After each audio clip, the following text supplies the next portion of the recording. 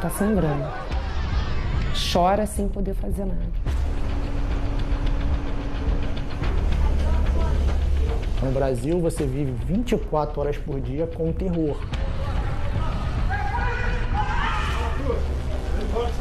Não tem emprego, né? As pessoas não têm emprego, as condições estão cada vez piores, o custo de vida é muito alto. Não é impeachment, é golpe. É urgente pacificar a nação e unificar o Brasil. É muito mais do que uma crise econômica, é muito mais do que uma crise política, é uma crise de identidade mesmo do brasileiro. A classe política, que os mesmos continuam, e quando não são os mesmos, são os filhos dos mesmos. Drasticamente, de 3 anos, 4 para cá, vem piorando cada vez mais. Fora do controle. Chegou um momento que não deu mais.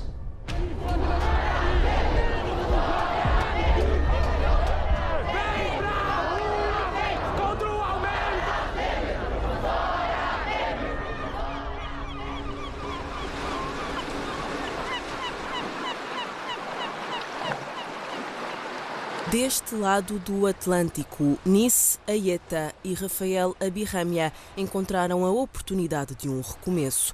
Deixaram a casa em Niterói, no Rio de Janeiro, e mudaram-se para Cascais no fim de 2017. Optamos por Cascais por causa dessa orla maravilhosa que tem aqui. Temos uma rotina de acordar cedo, 7h30, 8 horas da manhã, levamos a nossa filha para o colégio e quando a gente sobra tempo, a gente vem, dá uma volta aqui na praia, curte essa natureza maravilhosa.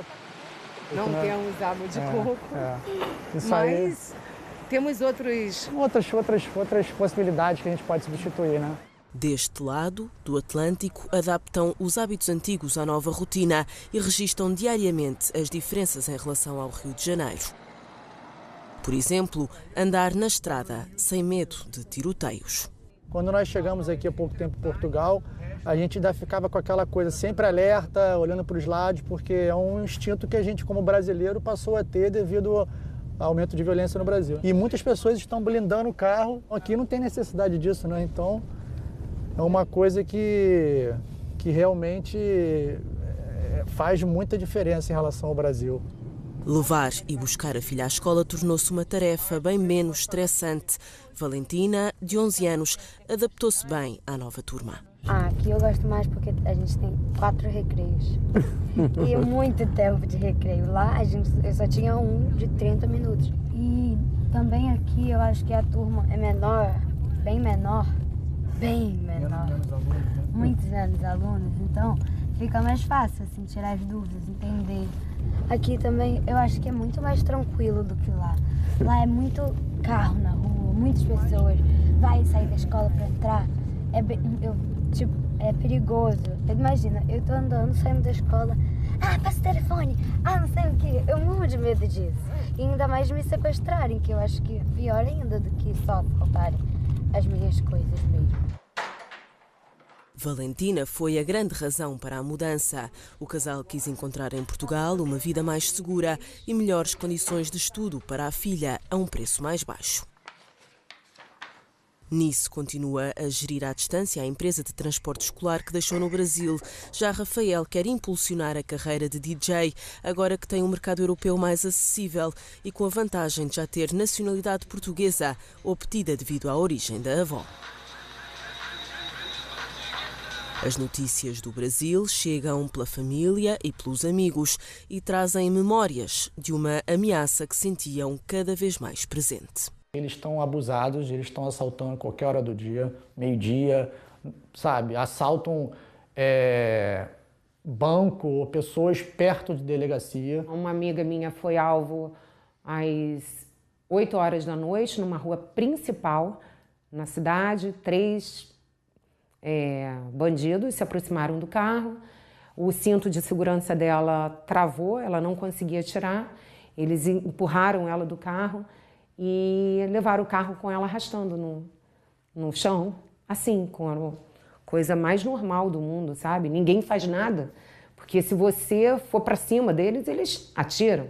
as pessoas começam a achar tudo normal, sabe? O desrespeito passou a ser normal, o outro mata passou a ser normal, bala perdida passou a ser tudo normal. Toda vez que eu saía, eu rezava, pedia a Deus, Deus, se você me proteja para eu voltar em casa e minha filha não ficar órfã. Agora tem que sair de casa, né? Ah! Já tinha saído, né? Já tá na rua, já, filho, já tá. Eu falei, bom, vou trancar a porta, né? Aí fui cacacrof, claque, claque, claque, claque, clof, cacacrof, cluque, claque. Miguel Thierry, ator carioca, inspirou-se no Rio de Janeiro para criar o texto da peça Cidade Maravilhosa.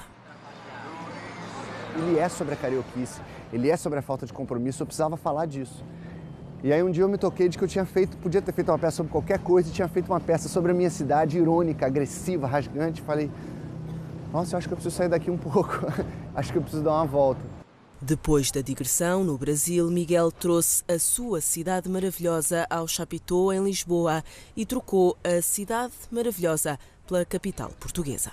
Falando de mercado de trabalho para um ator, aqui é muito menor. E eu vindo para cá, é muita coragem porque é como estrangeiro, né? Por mais que tenhamos a mesma língua, eu não venho amanhã fazer um personagem português na televisão. Então são os poucos personagens brasileiros. Não é caso único. Nos últimos anos, outros artistas brasileiros mudaram-se para Portugal para escapar de um país em crise. A situação está difícil hoje e a maioria dos brasileiros não consegue ver uma melhora, porque não é só uma crise econômica, é uma crise de ideal mesmo. Eu hoje aqui conheço um diretor, alguns atores, tem outros atores amigos meus querendo vir, muitos músicos, pintores e galerias, e donos de restaurantes e empreendedores em todas as áreas vindo para cá. Jorge Abreu encontrou em Portugal a oportunidade para realizar um sonho antigo. Para além de trabalhar no ramo imobiliário, abriu um bar e restaurante em Lisboa, pouco tempo depois de se ter mudado com a mulher e o filho de 2 anos, no verão de 2017. As pessoas sabem que aqui é uma casa de cariocas, né, lisboetas, e vem até a gente, enfim, para matar um pouco a saudade, eu acho que do sotaque, eu não sei. No Rio de Janeiro vivia desafogado, como muitos brasileiros da classe média alta, mas a situação foi mudando.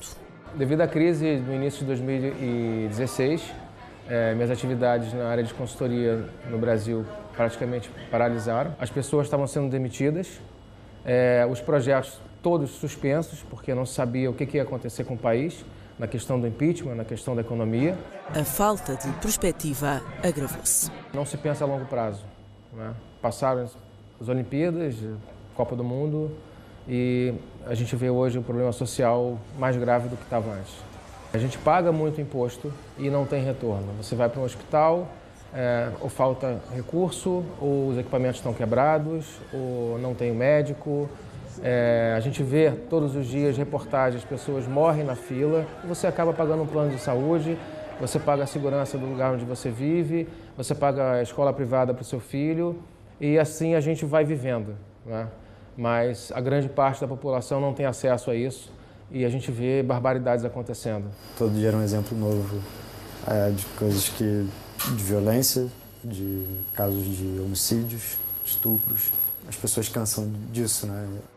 Moisés Franco cansou-se. Era advogado e chegou a trabalhar no Ministério Público brasileiro. Aquilo ali que eu via todos os dias, no meu dia de trabalho, era algo que eu não queria que ninguém precisasse ver qualquer dia na vida. Mudou de carreira e apostou na cozinha. Hoje é chefe e sócio de Jorge Abreu no restaurante. Uma opção de vida que só no estrangeiro lhe pareceu possível. É uma profissão muito mal paga no Brasil. Se eu fosse cozinheiro e não fosse usar o dinheiro de família, ou a minha herança ou qualquer coisa do tipo, eu provavelmente só ia ter capital suficiente para morar numa favela. Quem pode, sai do Brasil. Só a avaliar pelos dados dos brasileiros que declararam ao governo a saída definitiva do país, o número de imigrantes mais do que duplicou nos últimos 5 anos. Em 2017, foram 21.700. Portugal continua a ser um dos países escolhidos. Os brasileiros mantêm-se como a maior comunidade de estrangeiros. São oficialmente 81 mil, mas as estatísticas não incluem as situações irregulares ou de quem consegue nacionalidade portuguesa. Quem acompanha o fenómeno fala numa nova vaga de imigrantes mais qualificados e com mais suporte financeiro. Uma classe média em mudança, mas também uma elite que já inspira novos negócios. Podemos marcar sexta-feira essa visita? Na sexta-feira, na hora do almoço, porque ela vem de Setúbal. Tatiana e Fabiana mudaram-se há 10 anos e usaram a própria experiência para criarem uma empresa que acolhe os brasileiros recém-chegados. Nós trabalhamos com a procura da casa, seja para compra, seja para aluguel, a escola ou as faculdades, toda a parte burocrática mesmo, tirar o NIF, abrir conta em banco, comprar carro, toda uma parte de uma assessoria mais, digamos assim, personalizada. Ultimamente, os clientes já chegam com a necessidade de comprar imóvel. E tem muitos que já compram até do Brasil mesmo. Nós assessoramos essa parte, às vezes tem pessoas que compram, vamos dizer assim, pela internet, né? Então nós vamos, visitamos o imóvel, filmar, tirar fotos, enviar links, conversar, fazer tudo. Eu tenho alguns clientes que nunca vieram e eu acho que é uma condição de desespero mesmo, assim, do fugir a qualquer custo e reiniciar. E agora o grande finale, né? Cereja do bolo. Lisboa, Estoril e Cascais são as zonas mais procuradas. Nós temos brasileiros que compram apartamentos para rendimento, eventualmente no centro de Lisboa. Vamos estar a falar de um T1, imagino, 250 mil euros. Como podemos ter uma família que muda de São Paulo para a zona de Cascais, para uma moradia na Quinta Patino, para uma moradia na Quinta da Marinha, para um apartamento destes junto ao mar, como nós estamos agora, e que são vários milhões de euros de investimento. O investimento, a partir de 500 mil euros, abre portas à atribuição da autorização de residência para atividade de investimento, o chamado Visto Gold. E no caso dos vistos Gold, concedidos a brasileiros, o número tem disparado desde o início do programa. Em 2013 foram atribuídos 14, em 2017 foram 226, ou seja, 16 vezes mais. Noto imenso. E acredito que com as demandas que temos, com as reuniões, vai aumentar ainda mais, substancialmente mais. Mas esta continua a ser uma realidade bem distante da maioria dos brasileiros a aterrar em Portugal. A habitação e os preconceitos são os principais obstáculos que encontram assim que chegam. Senti isso na pele. Quando eu cheguei aqui, até para alugar o quarto, eu tentava fazer sotaque de português, para ver se as pessoas não percebiam que eu era brasileira. E no meu segundo quarto, por exemplo, que eu aluguei, eu pedi ajuda a uma amiga, porque eu estava ligando e as pessoas estavam negando, dizendo que estava cheio, que já tinha sido ocupado. E eu achei isso estranho. Quando eu fui conversar com ela, ela me disse, porque é brasileiro. E aí tem uma fama, tem problema, enfim. Eles olham o brasileiro como viesse trabalhar para a vida, né? Ah, sim, eles ainda olham isso. Passou um ano desde que Monice Silva chegou a Portugal, vinda de Vitória, no estado do Espírito Santo, onde geria uma loja de animais. Formada em marketing e administração, só agora conseguiu trabalho na área. Antes disso, foi rejeitada em vários empregos. É a brincadeira do gato e rato. A gente precisa de um contrato para ficar legal e a empresa precisa que você esteja legal para te dar o contrato. E aí fica nesse vai e vem. Então, depois disso, eu tive que aceitar uma coisa que é completamente fora da minha área e comecei a trabalhar com idosos. Comecei a cuidar de idosos na parte de limpeza, de levá-los ao supermercado, de fazer sopa e acompanhá-los. Tiveram vários momentos de cansaço muito extremo, mas voltar nunca foi uma opção, nunca.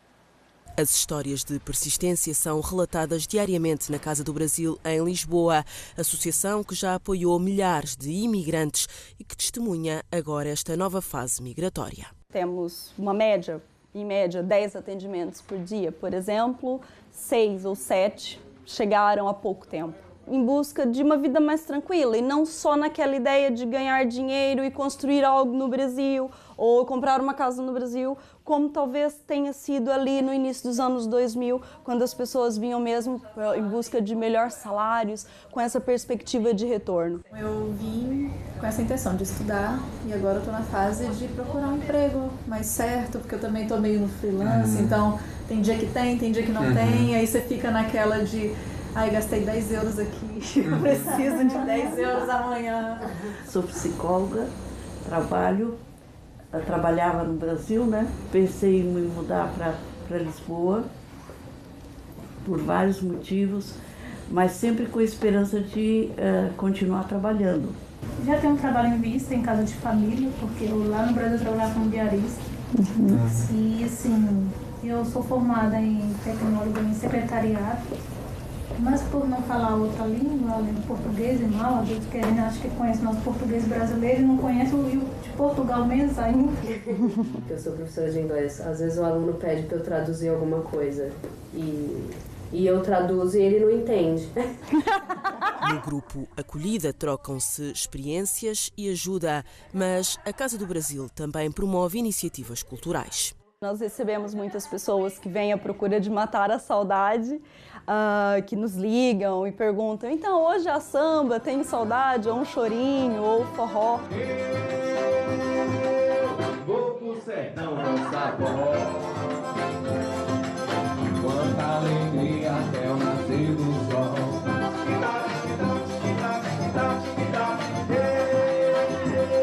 Eu vou pro sertão dançar forró. No fundo, é um espaço que também faz esse diálogo, né, com o que vivíamos lá, o que temos aqui, e promovemos esse espaço de busca, talvez, disso que ficou. E do que ficou do outro lado do Atlântico, alguns sentem falta, outros ainda não. Sem data para voltar para o Rio. Não há data para voltar. A nossa ideia realmente é ficar aqui, é ter um filho português. O Brasil é bacana em diversas coisas, mas, como eu sempre digo, voltar para o Brasil nem para visitar. A decisão que eu tomei foi a mais acertada da minha vida, embora, assim,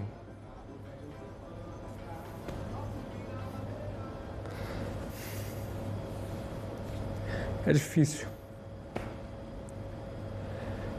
Mas pensando na família, nos 3 filhos, assim, eu acho que é o melhor para eles, sabe? Minha vida é andar por esse país, na